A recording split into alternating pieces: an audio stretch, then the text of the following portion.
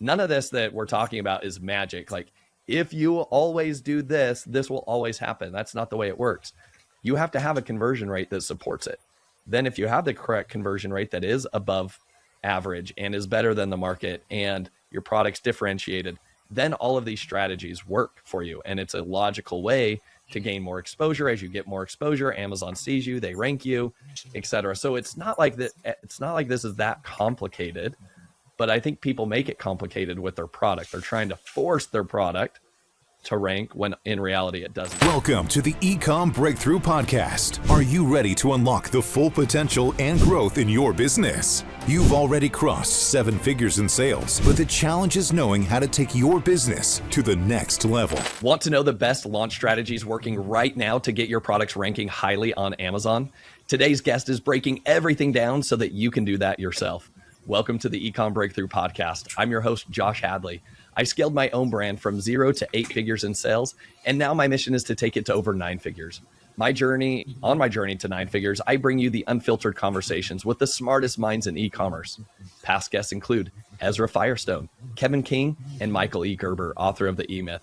Today, I am super excited to welcome back Mansoor Narouzi to dive even further into the best PPC practices and strategies working on Amazon today.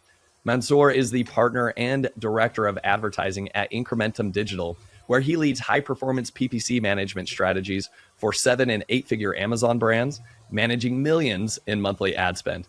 He also has his own brand, and so he's a seller himself. So everything that he is doing for his clients, he's also doing for his own brand, so he actually has skin in the game. If you're a seller who's already scaled and now needs your PPC to work smarter, not just harder, this episode is for you. Mansoor, welcome back to the show. Thank you so much, Josh, for having me. First time, it was amazing to talk to you, and I'm really excited to be back in the show. Also, one note, we also have a few 9-figure brands that we work with. Just wanted to add a side note there as well. You're working with the big guys as well, so you know you have really good experience as to what's working and going on. I appreciate it. I love it. Well, again, it's not often that I invite a guest back on here for part 2. If somebody's coming back on, it means that, we were diving into some wicked smart strategies in part 1, and man, we didn't have enough time. We needed to set things up for a part 2, and here we are. So for those guests that did not hear part 1 of Mansoor's strategies that he was sharing, we talked about AMC, setting up your audiences. If that's news to you, make sure you go find that episode with Mansoor and I and dive deep there. Today, we're going to be diving even further into PPC strategies, what's working right now, because the game of PPC continues to change, especially with AI advancements and things like that. Any seller knows that things are changing rapidly. So this is a super pertinent for today's time. So Mansoor, you've got a case study teed up for us. And I think we're going to kick it off with just like, what's working when a client comes to you and says, hey, I've got a new product I want to launch. Walk me through the strategies and what's working today to get my product ranking quickly and highly on Amazon. Okay, awesome. So yeah, this is actually pretty new. We have a client that anytime we have for our team with clients, we have managers, we have analysts working on that. But this client sometimes wants to have me on the call as well. So he asked me to be there just to see if I have any insights as well. So they launched this product, and it's a very low price product, below $10. So the discussion was that what should be our strategy to launch this product? And they had success with some keywords. They were ranking top 5.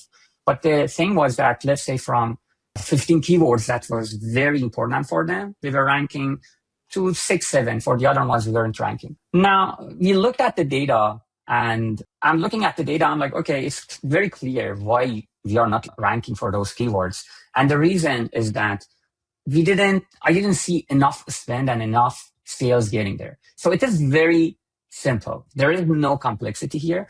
But the simple thing that when we looked at the search term level, I asked our team, okay, tell me how many sales from advertising side we are generating for these keywords that are not ranking. And we noticed that, let's say we are generating 10, 15 per day. But in reality, those terms, they're very high search volume, and the sales that's being generated for them, let's say in order to be on top, you needed to generate 30, not 10 or 15. And when we looked at the campaigns, we noticed that the campaigns getting either out of budget or the bids are not enough high enough to show up on the top and generate sales. So I want to take a step back and just show you how we think in general about ranking for the products. And it is very simple. I won't say the algorithm has changed, but it's a good reminder to just think that how the whole system is work. So if I want to drill it down and make it in one sentence, we know that ranking for keywords is on Amazon, ranking is in keyword level. And in order to improve your ranking, you should have enough sales velocity for the keywords, right? If in average on top 15, let's say they are generating an average 30 per day, and you are generating 5 per day for that keyword, well, you're going to stay at 30, 40, and you're not going to go to top 15. And if your goal is top 10, top 5, you need to generate even more sales volume.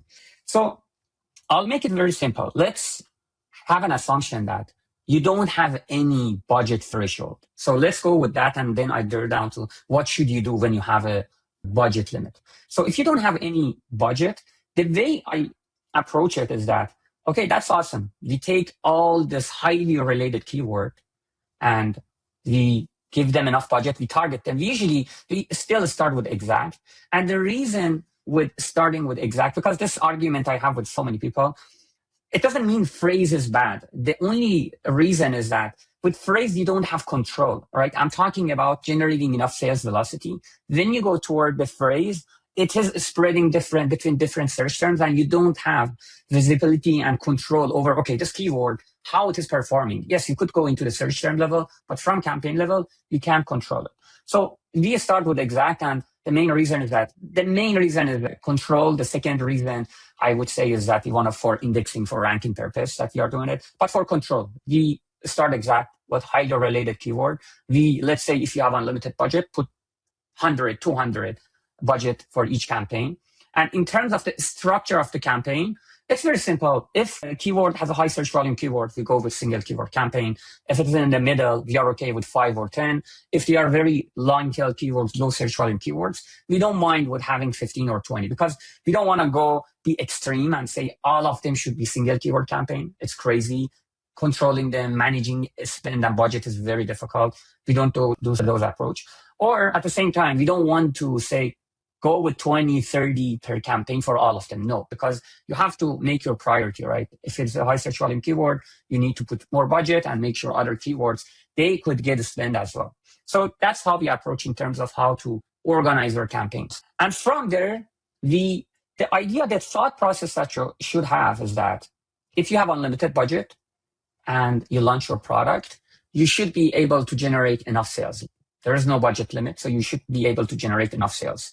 And you gotta so here again, we have two approaches here. One is that for most products is that you have to be in top of search. The products that most of the sales are happening above the fold, meaning, for instance, if I want to purchase ankle brace, I'm not gonna go to end of page 1, to the page 2 to look for ankle brace. Ankle brace is ankle brace. As long as I see good pricing, good reviews as a customer, I would purchase it.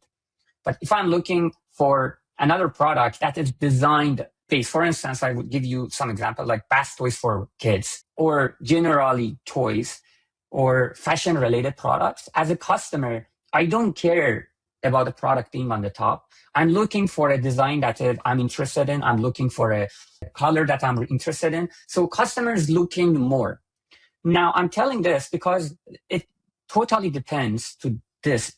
Let's call one of them fashion related products or exploratory products. The other ones that are just easy to purchase right away, the customers are purchasing. If we are going after these like ankle brace or whatever the customers are purchasing above the fold, our strategy for rank is just top of search. And the reason is that we want customers to see our product. At the end of the day, the goal is our product is visible to them and they purchase. For these type of keywords, if you want to get visibility and purchase, you got to be on top of search. That's why for all of these keywords, we are very aggressive with bid. We make sure, I'm not saying how much to bid or how much above the suggested bid, doesn't matter.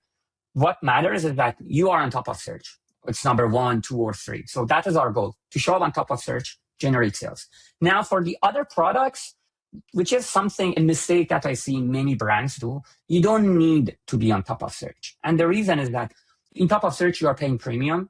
Why would you pay premium to be on top while the customer is scrolling, going down, and seeing your product? So be in the middle, or in the rest of the search, which you are not paying that premium cost per click. You will still get the same impressions and potentially the same clicks. Of course, you might get a bit less, but the difference won't be high because customers scrolling and seeing. Actually, when we talk about search query performance, I could show some examples of that as well. So Mansoor, with that, how do you know whether your product is the type of product that needs to have top of search placement versus, hey, it's okay if this just shows up on rest of search or maybe the bottom of page one?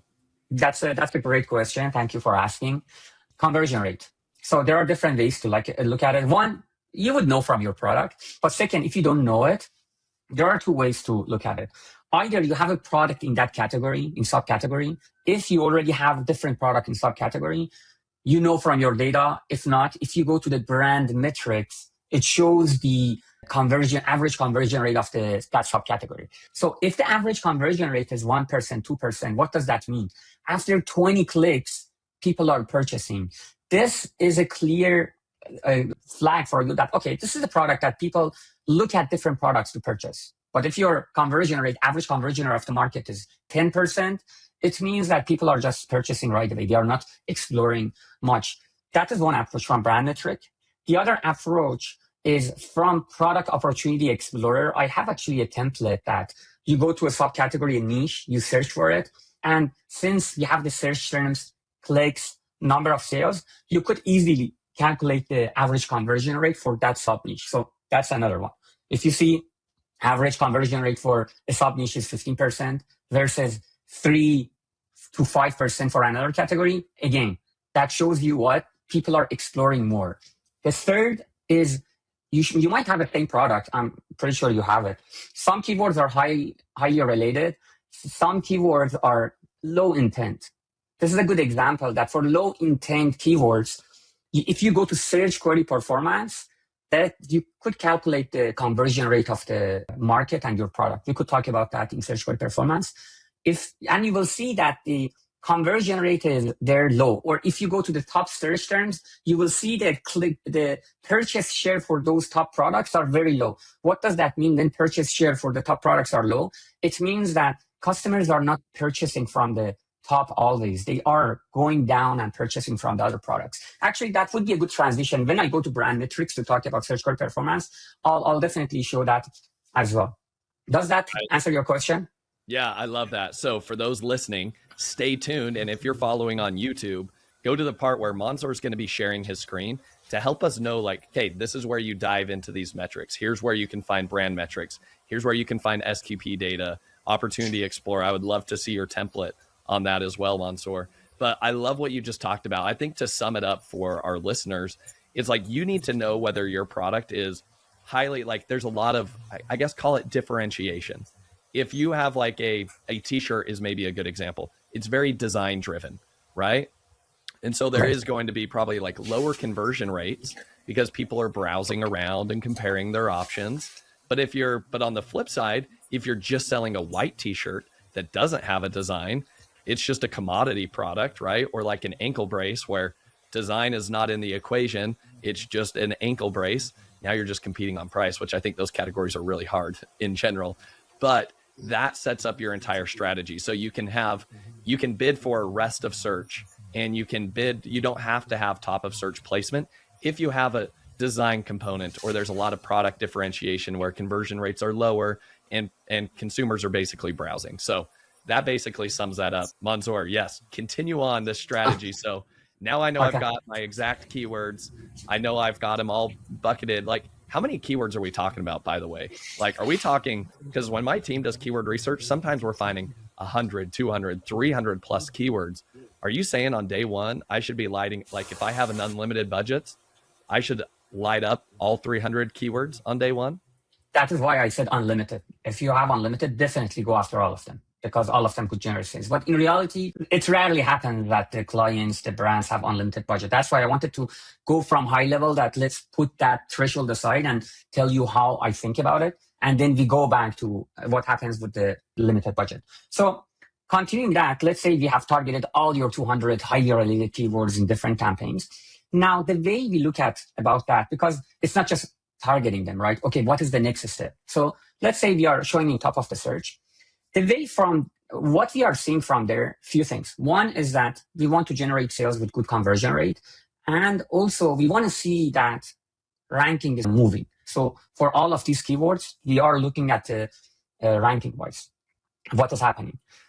One, when we stop is when we see the rank has improved. Let's say our goal was to be on top 5. We are on top 5. We will usually stay for few days. We push for a few days. And then we start optimizing because we are like, okay, organically we have rank. If we are not supposed to be there when we pull down, it means we don't belong there. So then it is stable where we want to be in terms of the ranking. And we see, let's say we went up to 9 and it's not moving at all. So that is a place that I'm like, okay, at this stage, if we are pushing, it's not moving, then that's where we belong at this time because of the reviews and etc. I'll talk about that. If you're at number 5, it is stable, it's not moving anymore, and you're happy with that, that is where we start optimizing down. We don't want to be aggressive, go for ranking anymore, and have a cost of 90%. No, we are going to optimize it toward the goals that we have. And the way we think about it is that, okay, I'm number 5. If customers are interested, they are purchasing, I will stay there. But if I just want to think about, I want to keep pushing to be there, well, at some point you're going to pull down with your ad, right? If you are not staying, so you don't belong there, which in most cases, if with PPC you go there, it means you have a good conversion rate and you could stay there. But don't actually they had a call yesterday. 2 days ago, from 9, we jumped to 5 and we were discussing to do the optimization. I told them, no, we just jumped in a 1 day. Let's stay in number 5 for 3-4 days and then start optimizing. We don't want to move fast and pull down as soon as we push. So when you are stable, you could optimize it. This is to answer the question of, okay, how far we have to optimize. When you are stable, you could start optimization. The second is that I'm talking about good conversion rate. I cared about 2 things. The sales volume, how much you are generating, and seeing that organic ranking is moving. The conversion rate initially might not give you any, I would say, insights. And the reason is that your conversion rate would be above the average, but for top products in the category for the keywords usually is higher than average. But for you, for a new product, since you don't have reviews yet or your reviews are low, you can't expect to have a very amazing conversion rate. But as soon as, if the sales volume is there, you will see the movement. And as you get wine reviews, more reviews coming up, you will see your conversion rate is improving. The reason I'm mentioning this is that I've seen the conversion rate are around average or a bit below average of the category, but still I see the improvement for ranking. We are on top 5. And there are so many good reasons for it, right? As I mentioned, new products, not enough reviews. So, and what is actually helping is that honeymoon that Amazon says, okay, they have this in their background as well, right? That, okay, this is a new product. It's doing good. Let's give the benefits of doubts. But if it's a mature product and your conversion rate is around average or below average, probably you won't be able to rank for that keyword. So the story is different between mature products and with historical data and a new product. So that is pretty much the whole process for us to target it and start doing the optimization. Now, the next question would be that when do you go after phrase and maybe auto campaign? Usually after week 2, we do that. And it's a discussion of budget as well. But after week 2, usually we go after that. But we have a different approach with phrase. That is what sets phrase and broad different. With auto, also with exact, is that our approach for exact, the way we think is, it is just for ranking. We push with them. When we launch with phrase, we don't want an ACoS of 90%. What is your ACoS goal? Is it 30%? We optimize toward 30%. So we want to bring the sales that in future we are going to generate. So we are like, okay, go with whatever bid that it's going to give you the ACoS that you are happy with. That is how when we launch our phrase and broad, totally different story. There is no pushing with phrase and broad. Push for rank is with exact because we control. These other ones comes to play just to give you more sales with good kind of a return on investment, not losing money for those because there's no goal there. There is no ranking goal there. So why would you want to, lose profit for those sales that you are generating? If you are losing profit, lose profit with exact, that is for a purpose. So that's the whole process of how we are thinking with unlimited budget. Do you have, Josh, any question? No, I love that. And I think that you hit the nail on the head as it relates to like trying to rank well on Amazon right out of the gate. It comes down to a couple things. Number one, making sure that you have your exact match campaigns dialed in, that you have a healthy PPC, like I guess, bid there, especially if you need top of search. So that's number one. But then a fundamental component of this, Manzoor, you kept talking about conversion rate, conversion rate, conversion rate, right? And now, right out of the gate, if you're starting with 0 reviews or just 10 reviews, you might have a lower conversion rate. However, that's why you need to have a lower price to make up for, basically you're arbitraging that risk for the consumer to say, yeah, I know I don't have a lot of reviews, but you're getting it at half the price that it should normally be at, right? So that's part one. But I think the challenge too is I hear a lot of sellers that they're just frustrated, they're not ranking, and they have a conversion issue. And it's like the market doesn't want your product. Either it's a design that they don't want, or there's just nothing unique or differentiated about it.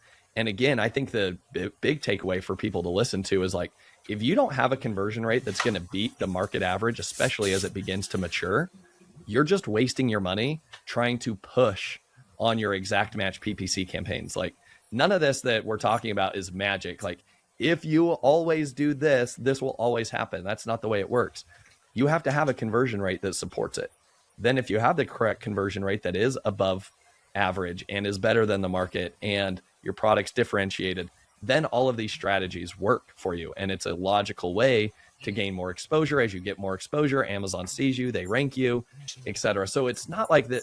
It's not like this is that complicated, but I think people make it complicated with their product. They're trying to force their product to rank when in reality it doesn't. So that's the aspect I took away. And then I really love that you talked about, yes, you should add phrase and auto campaigns. They still have a place, but these should be profitable campaigns exclusively, whereas your exact campaign should be, if necessary, they could be driving a negative ROI. And that's okay because you're generating the sales, getting ranked on those keywords, and you're serving a longer purpose on that. So I really like that. And I think that was a great strategy if we have an unlimited budget. But what do we do if our budget is a lot smaller and we're a bootstrapped company and we have to go in with like a scalpel and we have to be precise with how much ad spend we're going to be giving away? Yeah, a great call out for that pricing, because this happens that at the beginning, to your point, you don't have reviews, you don't have anything. So you need something to incentivize the customers to purchase. That price strategy is very, very important. Sometimes brands, they don't want to do it and they want to go to the market with the same price as everyone else. That it's not going to work, right? Because you need to give some incentive to people to purchase your product. Apart from that, for wine reviewers, something that I have heard, and I believe it's true, is they have a credit per month, right? If you give them a product with higher price, they are more critic about the product. But if your price is low, discounted compared to what is in the market, they're a little bit nicer towards you with a better reviews. That's another thing. And finally, the only time that sometimes we see good results with products that have the prices not discounted is if the product is very, very differentiated. There's something that everyone in the market wants and there's nothing similar to it. Yeah, in that case, there is no gauge. You might be able to get away with that and have a good conversion rate, good sales. Other than that, definitely start with lower price. Thanks for calling that out, Josh. Now, we don't have unlimited budget. That's in most cases. So this becomes very strategic, and going after all the keywords, 200 keywords that you mentioned, even in some cases, 20, 30 keywords is going to be very difficult and it's not going to help you. And kind of you are spreading yourself thin for all the keywords that you are pushing all the keywords at the same time with a limited budget. Here's what's going to happen. For all these keywords that you see, you can't generate enough sales velocity because there's not enough budget. And you keep pushing them, but your organic ranking is stuck at some place. Let's say you get all of them to 20 and you're stuck at 20. You won't be able to do anything. It's not going to help you because your organic ranking is not good enough to bring organic sales. So the momentum is not moving from organic side. From advertising side, you keep pushing, you're generating the sales amount of sales that makes you good to stay number 20, number 15, number 30, not to number 10. That is why you got to take a step back and say, okay, I have, let's say, $200 per day. This $200 per day what are the potential keywords that I could put this budget to get to organic ranking as fast as possible. So if you have 200 budget, definitely you don't want to go after a keyword with 50,000 searches because it's not going to move the needle. So I would personally say, you got to start from low search volume to mid search volume keywords. Now the question becomes that, which is very important. We had this discussion with our team that how should I know for this keyword how many sales I would generate? The honest answer, I don't know. But here's the thing. We had that CPR from Helium 10, but directionally tells you in 7 days, I think top 3 or whatever products, how many they are how many you have to generate to be on top 10. With CPR, it gives you the 7-day sales you need to generate to be on top 10. I don't think it is that accurate, unfortunately. But the way I look at this is that I would create campaigns for, let's say you have 100 keywords. I would create campaign for 100 keywords. And I know that what is these buckets, right? Low search volume, mid search volume, high search volume. So I do my structure the same way that I'm supposed to do for unlimited campaigns. Now I take from down the list, I take, let's say 10 campaigns and I give them the budget for these 10 campaigns. The other campaigns are paused for now. After 2 days, 3 days, you're going to have a clear idea of what is happening because from few things. If your budget is not enough, you will see that your campaign is getting out of budget during the day, noon, afternoon. So that's one indication that is what indication that you're not spending enough. So the way I see this is that you got to go experimentally that, for this keyword, for these campaigns, for this 10 campaigns, 200, we attribute this here. They are generating enough sales. They are not getting out of budget. Our top of search is good. So we see the momentum. So that is good. And if you see still you have extra budget, you could add more campaigns. I know it is more of experimental than saying, directly what to do. But after all these launches we have done, I haven't seen any approach to say that, here is the direct method that you can calculate what keywords to go after. So we make all the campaigns ready for all of them. From bottom, we select based on search volume. We have an idea of how much it might need in terms of budget. This 200, how much of these can cover. We go with those. And after 3 days, we have a good idea. Do we have extra budget? Let's add more campaign. We don't have extra budget. We pause some of the campaigns to focus on the keywords that are very important. And we work from the bottom, we move up. The other approach that actually could give you a good idea from search query performance, if you have the terms that you want to target, you have the number of the clicks that is happening, number of the purchase that's happening. It could give you some ideas of how many sales being generated there and how many you could grab. But I feel like it's too much. Instead of that, we just go with giving the budget. And after 3 days, we decide how to move. But the whole thing I'm saying is that with that limited budget, you should have a limited keywords. So you go after these, you rank these keywords, and then you rank them, you shift to the next bunch of keywords. Just keep that in mind that when you rank for these keywords, you are improving rank for all the other keywords that even you're not targeting, because at the end of the day, you have the same route, and we see the rank is improving for the other keywords as well. So that is our approach to make sure with limited budget, we don't go after all of the keywords to not be able to rank for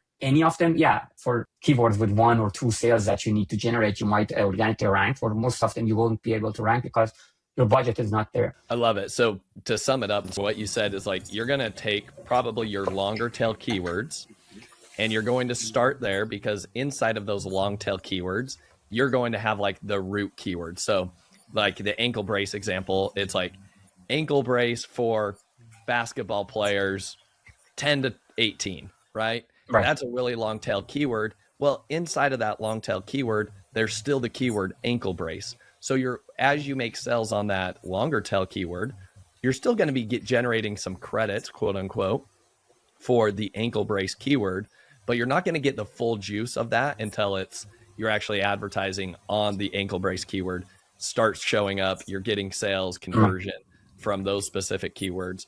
But what I heard from you is like, hey, don't take all 200. You're going to take maybe your top 20, but it's not top 20 search volume keywords. You're like, hey, here's the most like specific, even though they may have limited search volume for them, I'm going to start with these 20. And these are going to be very longer tail keywords, which means, $200 a day on each of those. like I might not ever even get close to spending $100 a day in each of those campaigns. But as you gain more budget, then you can then say, all right, time to turn on ankle brace for kids, right? That's it's a medium tail keyword. All right. Now, as you gain more budget, then you're like, now we go after ankle brace. Is that basically the process that you're using there?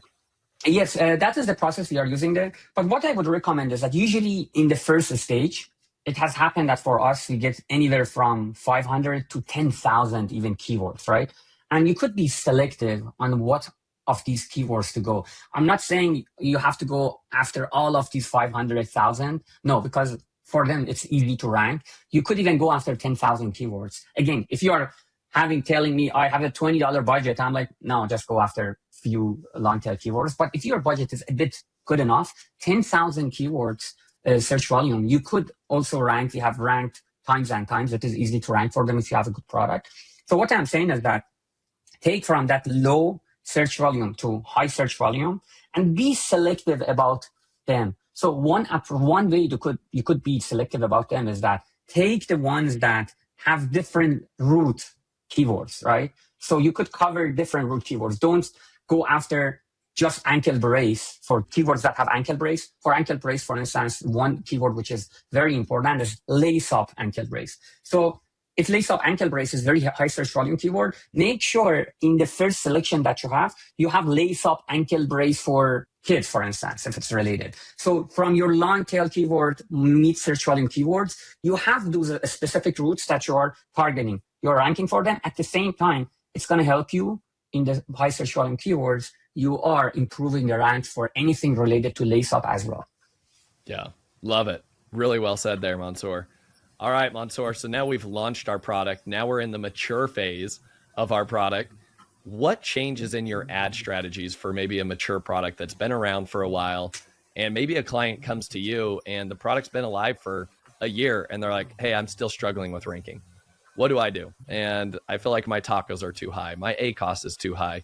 Like, what are the strategies that you employ, even for your own brand, to manage some of those more mature products? So when it goes to mature products, there are a few things that you got to look into. First of all, you got to drill down to keyword level, because you might have losing some money. Your ACoS might be high for some keywords. For other keywords, your ACoS might be good. Your ranking might be good for some keywords. For others, might not be good. So you got to look at the situation, and you shouldn't generalize that my ACoS is bad. Now, what we have to do across the board, it's more of, okay, what is happening underneath? What is going on there?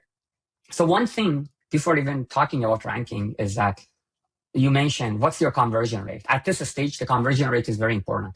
If we go to brand metric, and I can show you the brand metric after this. If you go to brand metrics in that subcategory, if you have the subcategory, and your conversion rate is lower than average conversion rate of the market, I'm like, okay, it's probably you're going to lose money if you push, because yes, your product is mature. You have all these rank that you have and historical data.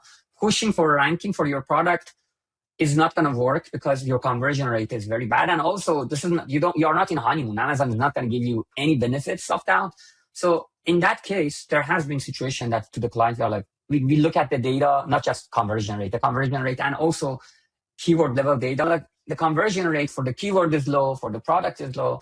We don't recommend pushing for ranking. So that's it, because you're going to lose money. Now, let's say there are so many cases that for mature products, it's not that, okay, all we have to do now, optimize for all the keywords.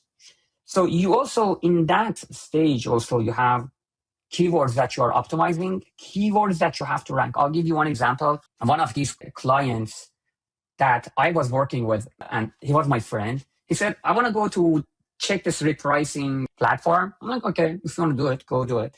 And then said, by the way, they are asking me to manage, they want to manage ad as well, because they are saying that these should be aligned. I'm like, okay, if you like it, go try it. And the problem that happened is that from 40K profit per month, he went down to 5K profit per month in a matter of 2 months. And he was freaked out. He came to me. I was freaked out. I'm like, what the hell is happening here? Like, you're going to lose the business. Anyway, so what they did in terms of the whole issue of the repricing, I don't know. I feel like the pricing was too much of a change, and kind of you're decoupling the history of your product with Amazon, because Amazon says, what the hell are you doing with all these changes that consistently happening? And also, I don't know, this is my feeling that Amazon says, I know this product with this price range. Everything I have about this product is in this price range. Now that you're out of that, kind of the story is changing. I have this feeling that now Amazon is disconnecting something. Their rank suddenly jumped from 8 to 15, 19, and they couldn't go back up. But another issue that they had, that's why I'm mentioning this, is that, so for few keywords that are very important for him, and I was keeping the ACOS higher. So if our ACOS for the whole campaign was, for all the keywords, were around 30, 35, for a couple keywords that they were the most important keywords, I was optimizing towards 70% ACOS, because it was helping me to manage the ranking and etc. and generate more sales. But they didn't do that. They started optimizing down, and that caused the whole thing like just to break, because even the organic ranking broke for that main keyword. So the point being is that you got to have a strategy for every product and keyword. Now, you have a good product with good organic ranking, optimize them. And if you see with optimizing, you're in a good spot, just optimize them for profitability. Your keywords that either you want to improve ranking or you need a push. That keyword is so important. Sometimes you need to keep pushing with PPC to be stable for that keyword. And it's sometimes. For those, create your exact campaigns. And my strategy is, if I want to rank for a keyword, let's say again, ankle brace. I have ankle brace, I'm optimizing for 30% ACOS. Now, at the same time, I'm like, okay, I see a potential to improve on your organic ranking for ankle brace. My strategy is that I'm not touching this keyword that I have optimized and getting good sales. I create a new campaign for ankle brace in exact, and I push there with my bid for top of search. I don't want this key campaign that was performing good. I don't want to touch it, because for so many reasons, when you touch it, there's a good chance that Amazon gets used to your higher cost per click, and then you go down, you won't get there. Or why would you touch it when you are getting, Amazon knows your product, knows where to put you to get to that good bid. So my approach for ranking for mature products is always, for any keywords that you see the potential, create a new campaign with exact if you need to be on top of search, and aim for higher ACOS and see how your ranking is moving. Here's another thing about the budget that you need to consider. So anytime you want to put some budget toward ranking, let's say you want to increase, you want to give 10%, 20% budget for extra budget for some keywords to improve the ranking, you should expect 20% increase in your tacos. So before doing any changes, keep that in mind. It doesn't mean if you are pushing for ranking for some keywords, you will keep the same tacos for the product. Definitely will go up. And I have done the calculation that if you are going 10% higher with budget, the max tacos that could go up the max is 10%. But sometimes if you go for ranking, there's a chance that it might not go. But you got to expect that with anything you push, any percentage in budget, the same percentage in tacos you will see potentially going up. I love that. Is there ever a period of time, Mansoor, with like mature products that because they don't have the right conversion rate, you basically just tell them like, hey, just spend profitably for this keyword and bid low, focus on the phrase keywords, focus on the auto campaigns, because like now you're just trying to arbitrage PPC bids and it's less about ranking because your conversion rate is showing me that you cannot get ranked for these keywords. So actually don't worry about ranking. However, there is a strategy where if you have low bid auto campaigns, low bid phrase campaigns, your ACOS is below 20%. They're all profitable sales. So maybe that's how you make your money instead. Is that a strategy that you see and follow? Oh yeah, definitely. First of all, we have realized that auto campaign, phrase, and broad, they are not, some people still call them discovery campaigns. No, for every single of our brands, auto campaign, phrase campaign, broad campaign, they are performing much better than exact. So forget about, they are not anymore discovery campaigns. Amazon has become very good in finding the right keywords and targeting them with good bid. So to your point, for every single of your product, make sure you have auto, phrase, and broad with a good bid, and you will be surprised how good they are performing. That is a good call out about the products that don't have good conversion rate. Yeah, the whole process is, even with exact, just optimize it. Like, don't push it. Why would you push it? If it's not performing, just optimize to generate good sales and you have profit. If it is not ranking, what is your why are you pushing for rank if we can't rank it? But even for Josh, for products with high conversion rate, still auto, phrase, broad always perform. We follow the same approach. Yep. Optimize for a good ACOS, and with phrase or auto broad, never aim for any ranking at the same time for even mature products. If you aim for ranking, focus on exact for those keywords. But auto, phrase, broad, always keep running. I love also related, in the sponsored product, we have this keyword theme, keywords related to your products. They are performing very good. And I don't know why people shouldn't run them. And sometimes I see people talking about negation in terms of funneling keywords, which I don't agree on. I won't do it because I have seen I don't care where my sales coming up. If I'm ranking, I told you, I care where my sales coming up because I want control for ranking. If I'm in a mature product, I absolutely have zero care. My sales coming from exact, coming from auto. Why should I, if a term is performing in auto, why should I negate it? No, move it to exact. It's a new term. Go target it with exact and phrase. Why should I go and negate it? I don't care. If that auto gives me sales, let it give me sales. Why should I say, oh no, I want that to be right here? Which is, I think, a big mistake, and just let Amazon do its thing. It has been very good. Don't try to limit it. Yep, I've seen it where you take a keyword that's performing great in auto, you move it to exact, and then it performs terribly, right? And so for whatever reason, Amazon just likes it in an auto campaign, and you're like, all right, fine.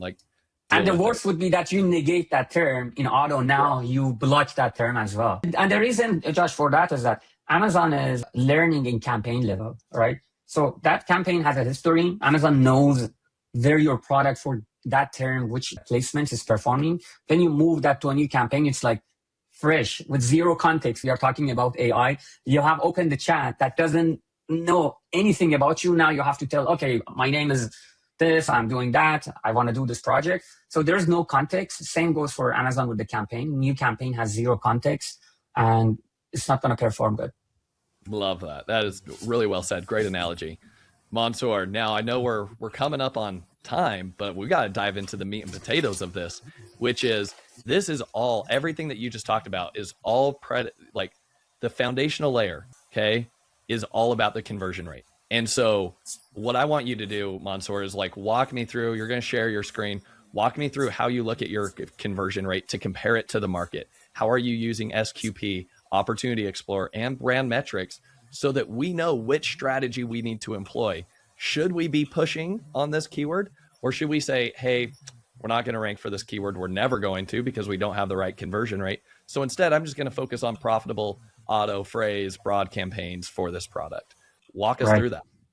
Yeah, let's do it. So Josh, this is the brand metrics, and the way you could access here is from Advertising Console. If you go to the brand metrics, it brings you here. Now, the good thing about this brand metric is that it shows you the funnel, and you could, any product that you sell, any subcategory that you sell, you will see showing up here, right? All the subcategories of the products that you are. Sometimes it also happens that the subcategory is so small that when you click and go, there might not be enough data. So in this case, we are talking about ankle brace. You click on ankle brace, right? This is the funnel. We don't have to talk about this. Maybe in another video session, we talk about that. There's so much here. But if you click here, view detailed metric for product in the brand. So this is what I'm talking about. For ankle brace, it says your brand. By the way, this is not in one product, all the product in that subcategory. The customer's conversion rate for us is 20%. The category median is 11%. And the category top is 25%. So we have a great chance, and we have a good organic ranking because we are far above category median. And of course, we are still below category top, but we are very close. So this product, if I want to look at this, have a great chance of being, if we want to push for ranking, has a great chance, a potential chance for ranking, because the conversion rate is very good and close to category top. Also, there's another thing here that, since we are here, I want to mention. This 80% is very interesting, and I'll read what it says. Purchased sales index quantifies the amount of orders your brand has generated relative to your most comparable peers. You are performing better than 85% of the brand like yours in this category at driving metrics in the purchase segment. basically, if you put this week over week, Amazon is telling you that this product has a sale purchase rate of 85%. It means it's performing better than 85% of the market. So if next week, we were at 92, we have gone down. Now from 92, we are down to 85%. I'm like, okay, something is happening, right? Because now there are other brands performing better than me. So it's a good, which for us, that's why we are doing some experiment again with the images, etc. This is good to see what's happening. Usually I look at this for brands and I want to see it's going up or being stable, not going down, because if going down, it means other brands doing better than us. But this is what we were talking about, the conversion rate in the category. So this is for your category, but for median and top, we have this 11 and 20%, the answers that we're looking for. Know that that is about that. I could, for the product opportunity explorer, I have a template. If you want me to go over there, I could show you the template as well. Yeah, let's take a look at that. So, yes, for product opportunity explorer, we go to the growth, product opportunity explorer, you click there. And you know here, any product you search, it's going to bring all the sub niches to that product. So I'll click on ankle brace. It's going to bring all the sub niches that are related to that, this is an amazing place for keyword research. If you want to do for product research. If you want to do product research, this opportunity explorer is incredible. You can even filter to different categories, and Amazon is adding AI to give you some suggestions, some opportunities. Anyhow, we are not going to be talking about that, but here is ankle brace. So I will go here. So from ankle brace, some information here. It shows the products that getting 80% of clicks of the market. I'm going to just go to the products, download this. I'll go to the search terms. It shows the search terms that generating 80% of the clicks in this market, in this sub niche. I'm going to download this. Now I'm looking, let me look for my template. Okay, so this is the template. And Josh, I can send you this template if you want to share it with the viewers. Awesome. We'll put in the link in the show notes. Right. So it says input products. You click here, file, import, and just import the ASIN that we just downloaded. This is the product. Yeah. So we input the product and make sure you replace data at the selected cell. So it goes right there. So these are the products we downloaded. Now we import the search terms that we downloaded, go to import, and we select the search terms that we downloaded right from here. When you do this, if we go to the summary, it gives us the average conversion rate. Now, I want to show you how close. This says 12.26. Here says 11%. So it is very close to what the reality is. And the way it's calculating is very simple, because in search term level, we have the click share, we have the purchase, in the product, we have some other data that I can't recall what it is. So basically from product and search term, I'm marrying two things to get to the data. And here I could calculate even what's the daily purchase in search term level, but I'm not looking at it. I don't know how accurate that is. But for me, for any product, this is how easily I could say, okay, what should I expect? And the discussion that we had for keywords for products with low conversion rate, if I see here something like with 4%, 5% conversion rate, that is the right away for me was, okay, this is a product that people browsing because the conversion rate average is very low. So that's about that. Next, should we go to the search query performance? Let's do it. Okay, awesome. So next topic that I want to cover is search query performance. Also, I created a template I'm going to show you. Before getting into that platform I created, I just want to explain what the search query performance is in a simple word. Search query performance is the funnel from when customers search for a keyword from here. If I go to Amazon, so if I search for ankle brace, what happens is that Amazon is recording one impression for every single keyword, for every single product here, because one customers search for it. So what Amazon is actually counting in search query performance is sponsored product, organic results. It's not counting sponsored brands or sales related to sponsored brands. It's not counting sponsored display or sales related to sponsored display. And also these badges are not calculated. Customers frequently viewed, for instance, they are not calculating search query performance. So customer searching, Amazon gives impression to all the products. Now, if I go click here, this product in search query performance is going to record one click. And if I purchase this product is purchased. Amazon is going to record purchase in the search query performance. But here's one thing that's why I wanted to explain this before going into more detail is that if customers comes here through this product, but goes and purchases medium, large product, the impression is recorded for the medium product. The click is recorded, but the purchase is not recorded because the shopper didn't purchase the same product. So search query performance is the funnel from seeing the same product, clicking at the same product, purchasing the same product. Does that make sense, Josh? Yep, that makes a lot of sense. So if you have variations, know that you could have some nuance here. Right, exactly. So, okay, that's great. And it's a recording for sales. It's recording in 24 hours. If the purchase happens after 24 hours, it's not going to record it in search query performance. So for search query performance, you have in brand level, you have in the ASIN level. You select ASIN and you see all of this. Now, I want to tell you how I am using search query performance. I created this Supa template that everything is blurry for you guys here so you don't see the product. I love AI and vibe coding. I have created this, just everything here with vibe coding with Cloud Code on my own. It's connected to Amazon API for search query performance. And recently, last week, I connected to Amazon advertising. So it brings the Amazon ad data here as well. Now, what you see here is that all the child ASINs that you see here, the data that you see on the top coming from search query performance from last week, the difference, it is the delta with the previous week from the search query performance. So right away from here, I could see that, okay, great. My ASIN purchase in the previous week, 23%, we had increase, delta CTR. Well, actually, these should be negative. I have to change it because they should be red because they have gone up, never mind. Or click share, 4% off. So right away, I can see what is happening in the whole product level. So I aggregate data in all search term level to get to this data. By the way, I have something here. It is AI context. What I did, I sat down and I gave all my thought process to AI, that how I think about all these metrics. Based on that, AI looking at the data and giving me some context. So I've got to work on that. But anyway, now here's the thing. If we click here, that was in product level. But for us, what is important is that you want to dive deep into the keyword level and understand what is the data we are looking at. There are a lot of data here. So let's forget about this all keywords because it's aggregated. I'll give you a few examples. Now, let me go down. This product is it's a supplement. It's a combination of ashwagandha, L-theanine, magnesium. So it is not necessarily just ashwagandha. It's a combination of different products.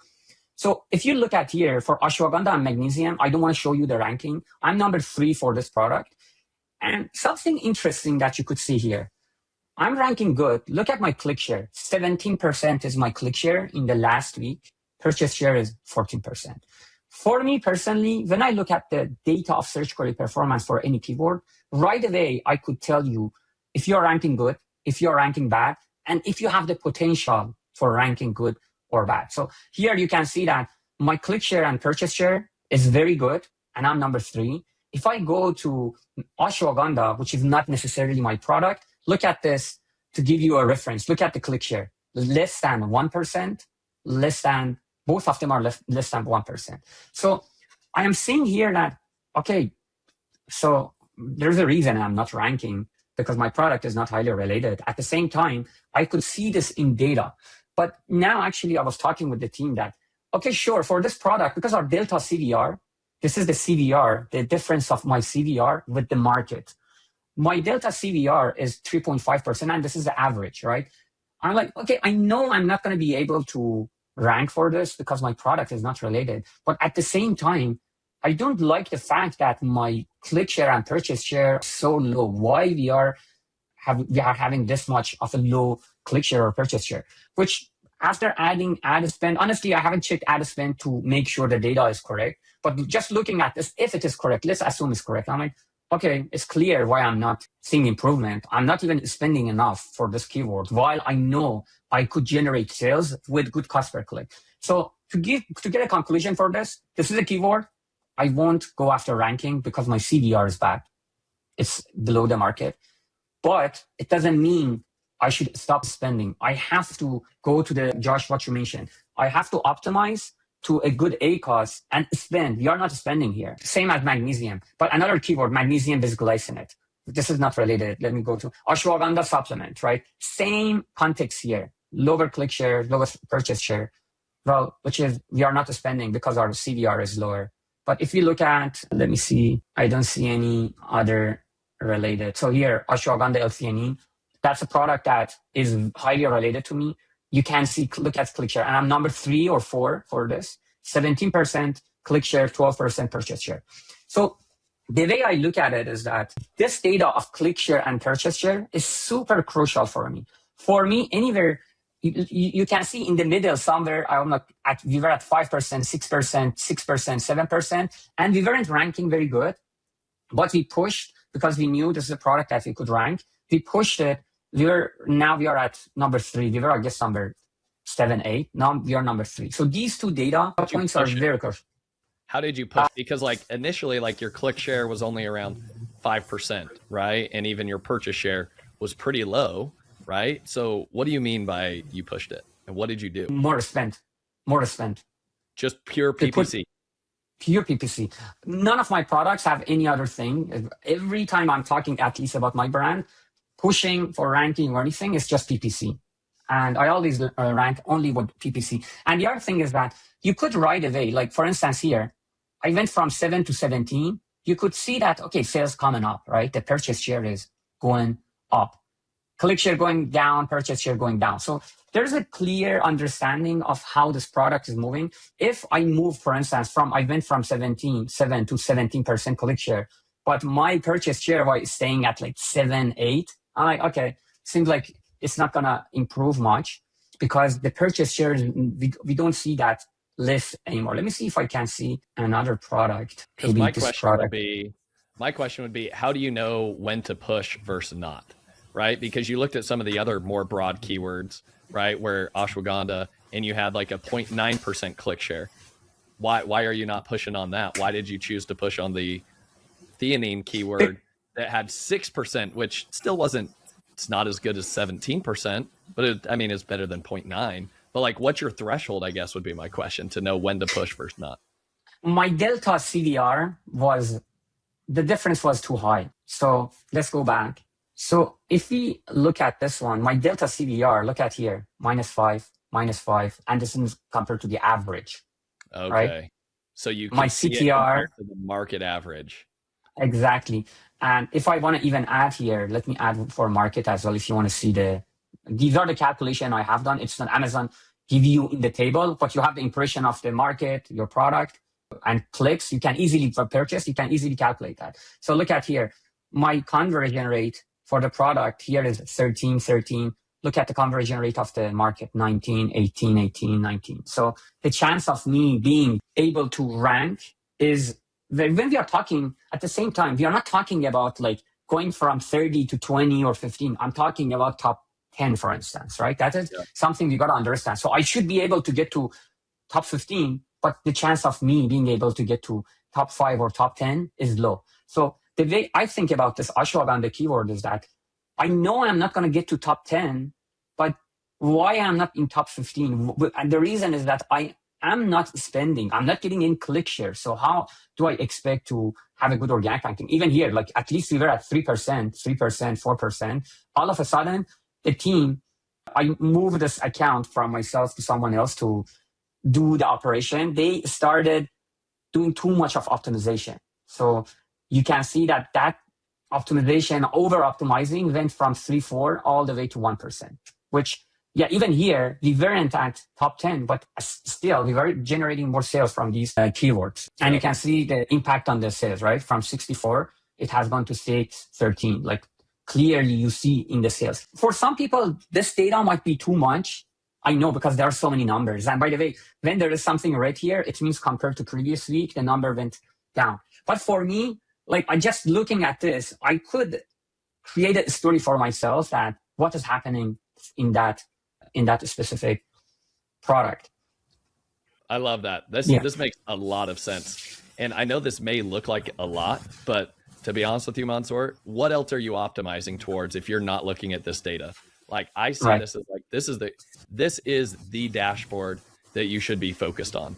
This should tell you everything you need to know about your product, when to push, when to pull back. And rather than just looking at, here's the mistake I think that's happening on PPC. You just look at ACOS, or you just look at tacos. but it needs to get at a keyword level. And you're showing that right now. Now I'm looking at a keyword level. Which keywords am I happy to continue to maybe lose money on, have a high A cost or something for, because I know it's supporting my overall ranking.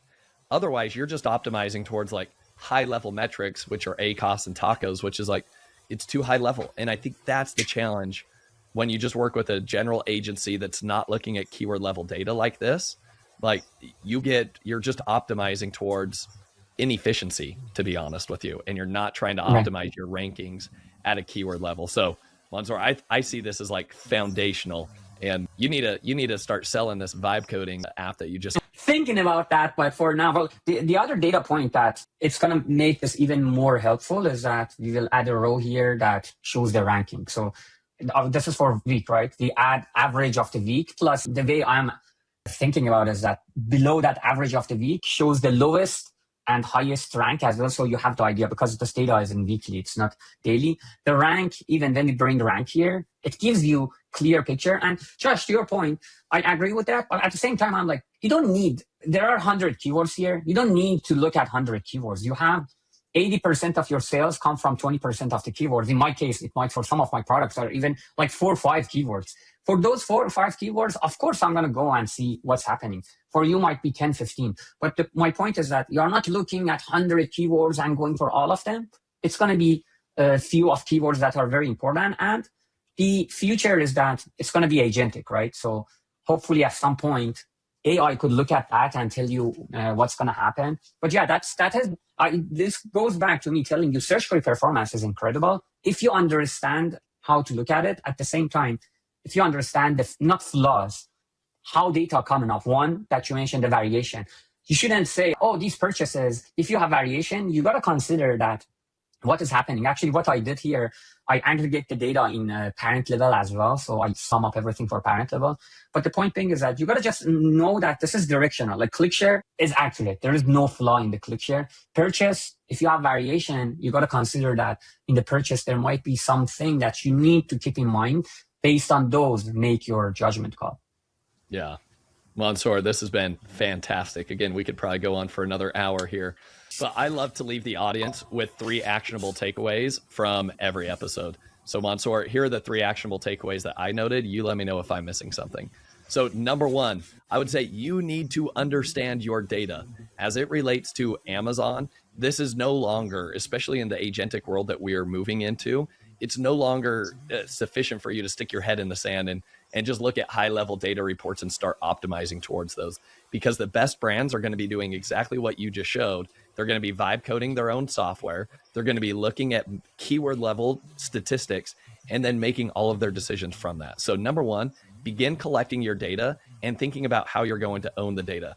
By the way, we previously had Ellis Whitehead on the podcast from Databril, and he talked about how you need to gather your data, store it in a data warehouse, make sure all of the rows are populated and like categorized correctly so that AI can actually read the data and actually provide you relevant figures, because just uploading a generic SQP report to AI, it's like, I think it's this, so here's my hypothesis, and it will be very confident in its response, but it may be reading the data completely wrong. So data. Number 2, when you are launching a product, know what your overall strategy is. First and foremost, is this a product that it's very differentiated? There's a lot of browsing going on, because that's going to shift the entire way that you are going to advertise for this product. You have to understand, are there a lot of supplemental products? Are there a lot of competing like designs or whatever it is? Or is it all just a commodity? Which, if that's the case, you need to be on that top of search. And then action item number 3 is, I loved the mindset shift that I had, where if you have a mature product, it's not all just about ranking.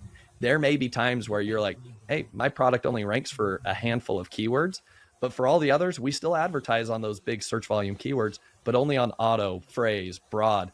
And we do it at low bids, and we pick up a few sales here and there, and they are profitable. But I know as the brand owner, I'm never going to push for those keywords, because I know I don't have the conversion rate to support it. So that is the fundamental premise behind all of this. Mansoor, anything you think I missed there? No, you did a great job, actually. I couldn't have put better than you. Mansoor, final question. Since you've already answered about your favorite book and influencer in the space, tell me, what's your favorite AI tool that you've been using and why? I'll give you two. One is that Claude, the whole thing of Claude, because Claude Desktop has the Claude Cowork is incredible. Many things that you could do. Actually, I'm thinking about creating something about that and sharing on LinkedIn, but Claude Cowork and Claude Code, either in the desktop or no, just installing your terminal, starting coding. And you see with Claude, everything I did with that super template was with Claude Code. So these three. Right now, honestly, to be honest, I'm not using ChatGPT anymore. My whole life is Claude products and sometimes Gemini. Another thing that I have been using as a fun, I'm sure if you are on Twitter, you have heard about OpenClaw, that you can create agents for AI agent assistant. I have created an assistant for me, makes daily brief, does research for me. I ask what to do, it goes, does it, come back to me. It's incredible. So these are the two things that on a daily basis, I'm using the Claude plus that OpenClaw that I made my own AI agent. Dang it, Mansoor. Now we're going to have like a part 3 episode with you. Too many good ideas, and I want to hear all these use cases. Yes, that would be a good one. If you want to talk about AI, that would be a good one. All right. Sign it up for part 3. Let's do it. Mansoor, this has been a fantastic episode. Thank you so much for your time today, and we'll see you on part 3. Thank you for having me. Thank you for listening.